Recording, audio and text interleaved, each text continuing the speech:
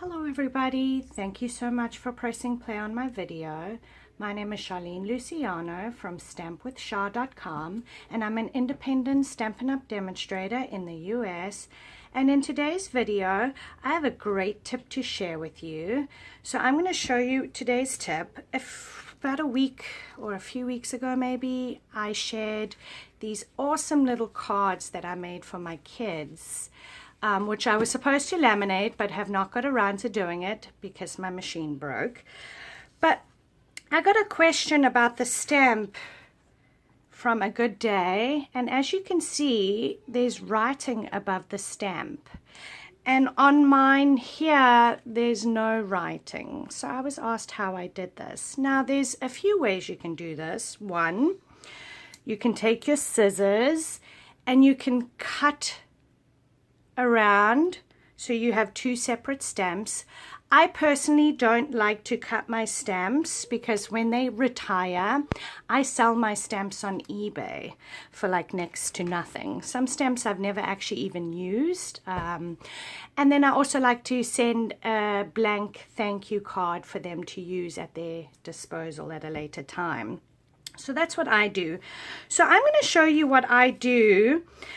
I also buy the red rubber stamps, the clear stamps, and I buy the photopolymer. I do not purchase wood mount stamps, so in all my videos you will see me using the red rubber or the photopolymer stamps. I recently, last night, actually just received my Stamparatus, so I'm super excited about that. Where now I will be able to position my stamps and always have a correct image, and yeah, super pumped about that. So I will be at a later stage showing you a bunch of things we can do with this great tool. But for today's tip, you guys, just your good old-fashioned Scotch tape, and I just, where the wording is, I just cover it with some Scotch tape.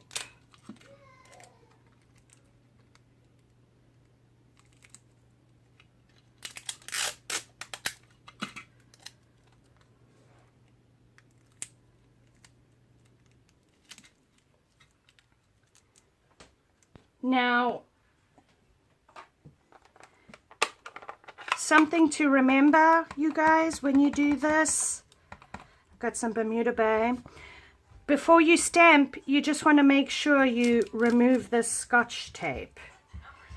And then you just want to check and make sure that you didn't get any ink on your wording, because sometimes it does seep through if you don't put it properly. And then you're just going to stamp your stamp, and that's how you get your image but with no writing. So I hope you found today's tip useful. Thank you so much for watching today's video. If you do enjoy today's video, please give me a thumbs up, you guys, and consider subscribing to my channel so you don't miss out on my next video.